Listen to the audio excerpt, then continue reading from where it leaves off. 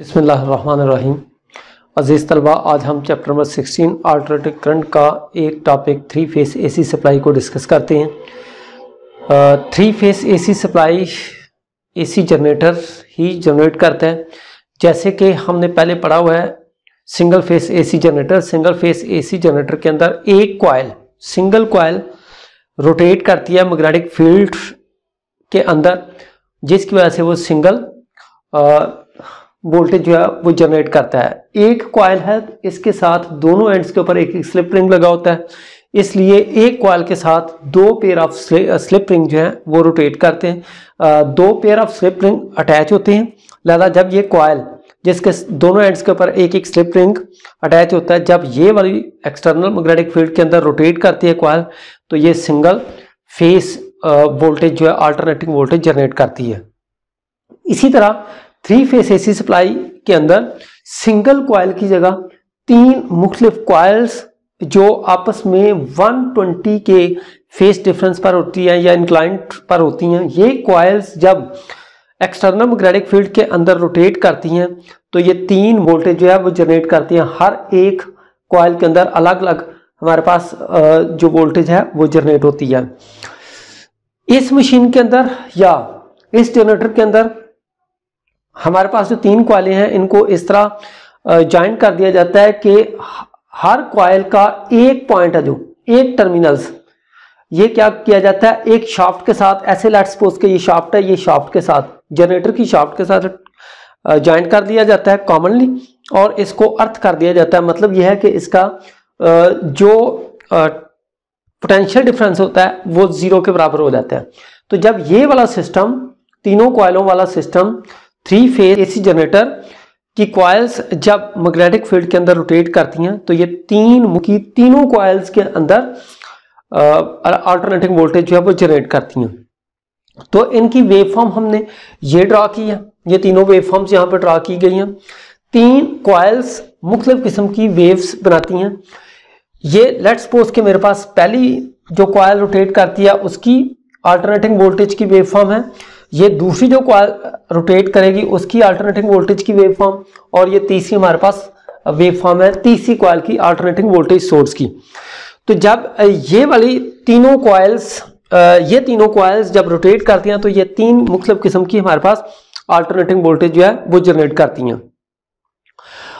अब ये वाली जो हमारे पास वेव फॉर्म यहां पर बनी है, इन वेव फॉर्म से बात बिल्कुल क्लियर है कि अगर ये तीनों कॉइल्स रोटेट कर रही हैं तो 3 अल्टरनेटिंग वोल्टेज जनरेट कर रही हैं।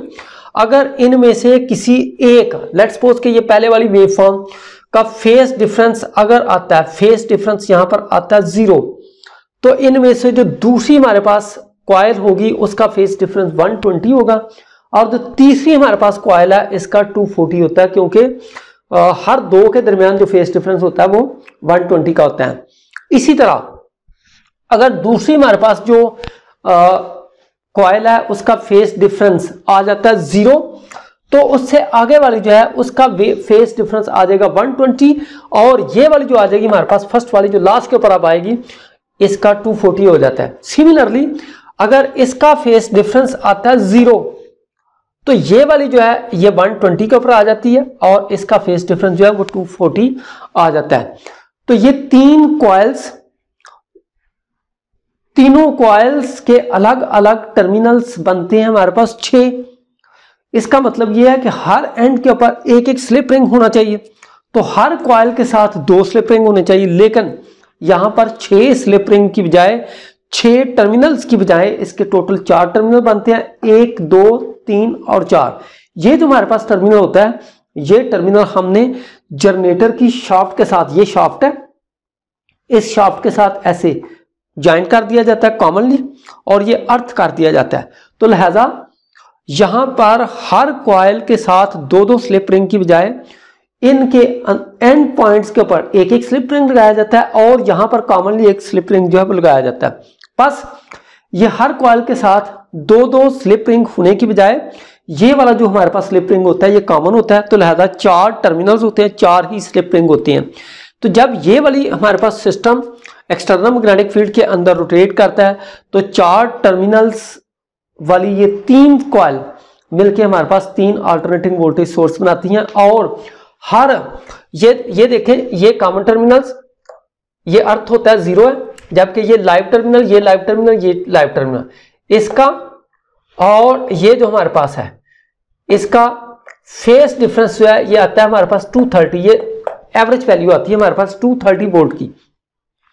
जबकि हर दो ये फेस इन दोनों के दरमियान, ये वाली जो है लाइव्स के दरमियान आता है हमारे पास 400 वोल्ट, 400 वोल्ट आता है। दो लाइव टर्मिनल्स, लाइव वायर्स के दरमियान जो हमारे पास टोटल वोल्टेज जनरेट होता है वो 400 होता है। एक अर्थ और एक लाइव, ये लाइव है और ये अर्थ है, इसके दरमियान 230 वोल्ट एवरेज वोल्टेज पैदा होती है। जबकि दो लाइव वायर्स के दरमियान हमारे पास 400 वोल्ट जो है वो जनरेट होती है। इसके बाद इसके यूजेस हैं, ये 3 फेस एसी सप्लाई के हम कहाँ पर यूज करते हैं, इसके एडवांटेज क्या है। इस तलबा आइए आज अब हम इसके कुछ यूजेस पढ़ते हैं 3 फेस एसी सप्लाई के। तो सबसे पहली बात तो ये है कि हमारे पास जो सिंगल फेस सप्लाई होती है उस पर लोड जो है वो इतना ज़्यादा हम नहीं डाल सकते, क्योंकि जो लोड होता है वो सारे का सारा सीरीज़ में होता है और सीरीज़ के अंदर आपको पता है कि वोल्टेज जो है वो ड्रॉप हो जाती है। तो लिहाजा हमें मोस्टली जहाँ पे बहुत सा हैवी लोड की ज़रूरत होती है, जैसे कि कॉलेजेस होते हैं, फैक्ट्रीज होते हैं, तो वहाँ पे बहुत सा लोड एसी मशीनरी, एसी मतलब एयर कंडीशनर चल रहे होते हैं, वहाँ पे बहुत से और भी बहुत से अप्लायंस चल रही होती हैं। कहीं पे हमें हैवी वोल्टेज की भी ज़रूरत होती है, तो वहाँ पे सिंगल फेस सप्लाई जो है वो कामयाब नहीं होती, उधर हम 3 फेस एसी सप्लाई जो है वो लगाते हैं। पहला स्टेप ये देखें, घरों के अंदर बहुत सा लोड हो सकता है, बहुत बड़े बड़े जो घर होते हैं वहाँ पर एयर कंडीशनर्स होते हैं वो ज़्यादा यूज़ किए जाते हैं। तो एक एयर कंडीशनर्स एक लाइन के साथ, फिर दूसरा, फिर तीसरा, फिर चौथा जब लगाएंगे तो 3-4 लोड एक लाइन के साथ एयर कंडीशनर्स के लगाने से लास्ट वाला जो होगा उस पर वोल्टेज ड्रॉप हो जाएगी। पहले वाले में तो 230 तक आएगी वोल्टेज, लेकिन जो दूसरा होगा उसमें ड्रॉप हो जाएगा, वो हो सकता है 220 से भी ड्रॉप हो जाए, जो थर्ड है वो उससे भी ड्रॉप हो जाए, और जो उससे आगे लगा होगा उसकी वोल्टेज जो है वो इतनी कम ड्रॉप हो जाएगी कि मे बी वो काम ना करे। तो लिहाजा यहाँ पर हमें जो बड़े बड़े हाउसेज होते हैं, फैक्ट्रीज होती हैं, कॉलेजेस होते हैं, वहाँ पर जो हमारे पास टोटल लोड होता है वो 3 हिस्सों में डिवाइड होके, तो हर किसी एक लाइन के ऊपर एक्स्ट्रा लोड या ओवरलोडिंग नहीं होती। पहली बात तो ये है कि हम लोड को 3 हिस्सों में डिवाइड करके हर लाइन के ऊपर ओवरलोडिंग को बचा सकते हैं। दूसरी बात यह है कि जब हम 3 फेस एसी सप्लाई यूज़ करेंगे तो उसमें कोई एक सिंगल लाइन जो है वो ओवरलोडिंग नहीं होगी। जो तीसरी इसमें जो तीसरा पॉइंट ये है कि अगर बहुत से एयर कंडीशनर्स मोटर सप्लाई जो है वो यूज़ किए जाएंगे तो लाजमी तौर पर सिंगल फेस एसी सप्लाई जो है वो उसको कामयाब नहीं कर सकती, या उसको प्रॉपरली वोल्टेज, तमाम अप्लायंस को प्रॉपरली वोल्टेज प्रोवाइड नहीं कर सकेगी। तो इसके लिए हमें 3 फेस एसी सप्लाई जो है वो यूज़ करनी पड़ेगी, जिसकी वजह से तमाम के तमाम अप्लायंस, एसी मोटर्स या फिर हैवी मशीनरी जो 400 वोल्ट के ऊपर भी काम करती हैं उसको 3 फेस एसी सप्लाई से आप लोग प्रॉपरली चला सकते हैं। इसके बाद कुछ ऐसी मशीनें हैं जैसे हमारी टर्बाइनें होती हैं, वहाँ पे जो मोटर्स यूज़ की जाती हैं वो हैवी मोटर होती हैं। तो टर्बाइनों की मोटर्स जो होती हैं हैवी मोटर्स वो 400 वोल्ट के ऊपर काम करते हैं, तो वो वहाँ भी हम 3 फेस एसी सप्लाई जो है वो प्रोवाइड कर सकते हैं। अब स्टूडेंट देखें ज़रा, ये हमारी गलियों के अंदर, मोहल्लों के अंदर ये पोल लगे होते हैं जिसके ऊपर 3 ये लाइंस होती हैं, ये पॉजिटिव, ये भी पॉजिटिव, ये भी पॉजिटिव। जबकि थर्ड वाली लाइन जो ऐसे वो लूज होती है, वायर जो होती हैं ये 4 वायर लगी होती हैं इस तरह, ऊपर वाली तीनों वायर्स जो वो टाइट होती हैं, जबकि फोर्थ वाली जो वायर है वो कुछ कदरे लूज होती है। ऊपर वाली तीनों वायर्स होती हैं वो लाइंस होती हैं, कैसे लाइन 1, लाइन 2, लाइन 3, और ये वाली जो हमारे पास चौथी वायर होती है वो न्यूट्रल वायर होती है, जिसको हम ये 3 फेस वोल्टेज जो है वो 0 के बराबर होता है।